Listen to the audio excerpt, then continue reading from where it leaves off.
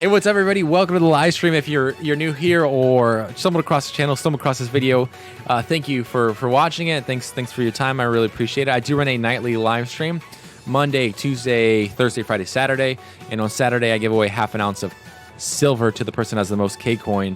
For those of you that don't know what K-Coin is, come to the live stream, figure that out, and earn yourself some K-Coin. You could be the person who has the most K-Coin and potentially win that half an ounce of silver. I wanted to go ahead and jump into this question. It actually came from the live stream from a subscriber, Jesse Fernandez, and he says, I'm 21, how should I invest? Is a Roth IRA a good idea or stocks? So, I mean, I think it's awesome, first of all, like being 21 and starting to invest. I wish personally that I was 21 starting to invest. That's kind of the whole like purpose behind the channel, was that really for me, I wish that I knew about investing. I talked about this on the live stream yesterday with Tim, one of my close friends, and I was like, I wish that I would have known about investing and would have been able to invest when I was younger, like 18, 19, 20.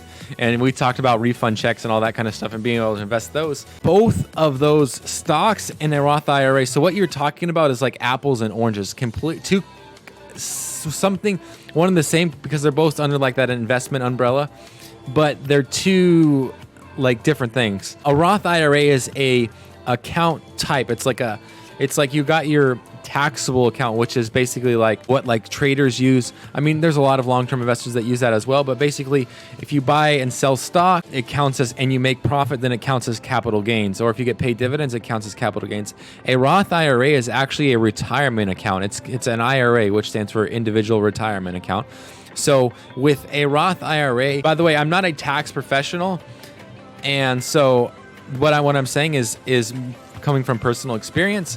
It's not tax advice at all, so don't take it like that. But a Roth IRA is a retirement account. So basically, the way that works is that you put money in there post-tax because you've already paid tax on that. So like you get your paycheck, whatever. We'll say you get paid $1,500 every 2 weeks. You get paid $1,500 every 2 weeks. They're going to take out taxes for the state and for the federal government, and then from there they leave you with like $1,300. From there, you take that $1,300, pay your bills or whatever, and then you also say you want to save like 10% of that money, so $130. You put that into like an individual retirement account or a Roth IRA. Well, that money goes in there post-tax. So at 59.5, when you turn 59.5, you can pull all that money out, all the dividends, all the capital gains, everything pretty much tax-free, which is a crazy big deal. What you're getting at is a Roth IRA, which is that kind of retirement account, and then you're talking about stocks, which is owning companies, equities and companies. Well, within stocks, there's typically two different kinds of there's stocks and then there's bonds. In an IRA account or a Roth IRA, you either own like bonds, you either have like a savings account, like certificate of deposits, which are through your bank, which is like guaranteed returns, but then you're also guaranteed to lose money because pretty much they'll never beat inflation.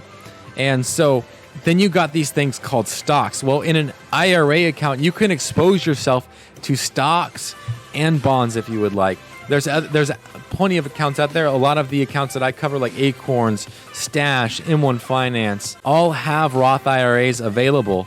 So it's kind of two different things. And if you are like unsure of what stocks to get into, look at these things called ETFs, which are electronically traded funds. And those are basically a basket of stocks. So it's like maybe like some of these ETFs maybe have like 200 different stocks in there. So if you're worried about diversity, an ETF would be even better than trying to go out and pick your own stocks. And these ETFs are going to be managed by companies that have done, for the most part, pretty successful with investing into the market. So that's kind of the difference. So I would say an IRA, I think at any level is a must. I mean, personally for me, I have two IRAs. I have a traditional IRA and then I have a Roth IRA.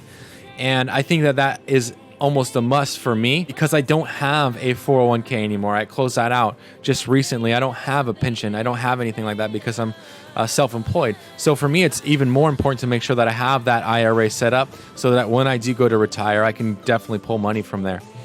And then secondly, stocks are a great way to grow those accounts, especially considering how it's done in the past. The S&P 500 typically doing like 10, 11% over the last like 60, 70 years. Just because it did in the past doesn't mean it's going to happen in the future, but most likely, more likely than not, I mean, that's where everybody's pretty much throwing their money, right?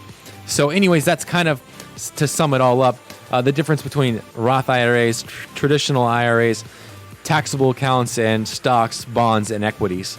I hope that makes total sense there, Jesse. Anyways, we'll go ahead and leave it right there. If you got any questions in regards to Roth IRAs, stocks, or whatever, feel free to post those questions down below. We'd love to know your comments about, would you just prefer to open up a taxable account or a Roth IRA? Feel free to let me know down below. Anyways, as always, thank you for watching. I really appreciate it. Peace out.